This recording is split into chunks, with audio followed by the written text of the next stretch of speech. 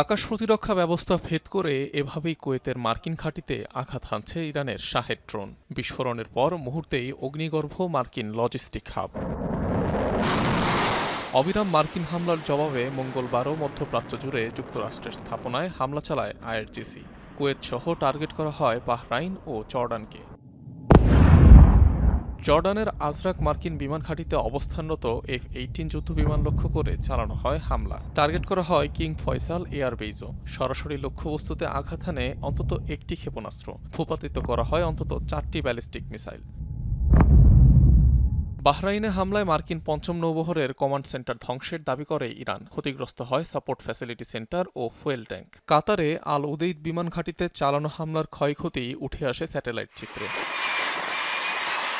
এর আগে ইরানের দক্ষিণাঞ্চল ও উপকূলীয় দ্বীপগুলোয় ব্যাপক বোমাবর্ষণ করে মার্কিন বাহিনী। শোনা যায় ধারাবাহিক বিস্ফোরণের শব্দ। ক্ষতিগ্রস্ত সিস্তান বালুচিস্তান প্রদেশের একটি সামরিক ঘাঁটি আহবাজ শহরে হয়েছে জোরালো বিস্ফোরণ। আবারও হামলার শিকার হয় সাবাহার বন্দর। অভিযানের পরিধি আরও বাড়ানোর পরিকল্পনা করছে ওয়াশিংটন। আমি না বলা পর্যন্ত হামলা থামবে না, চলতেই থাকবে।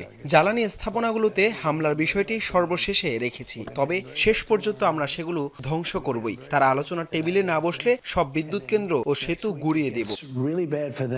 এদিকে মধ্যপ্রাচ্য জুড়ে ইরানের হামলায় ক্ষুব্ধ উপসাগরীয় দেশগুলো। চলমান যুদ্ধে কোনো পক্ষে জড়িত না থাকা সত্ত্বেও আগ্রাসনের শিকার হয় উদ্বেগ প্রকাশ করেছে তারা। পৃথক বিবৃতিতে হামলার নিন্দা জানিয়েছে কুয়েত, কাতার, বাহরাইন ও সংযুক্ত আরব আমিরাত।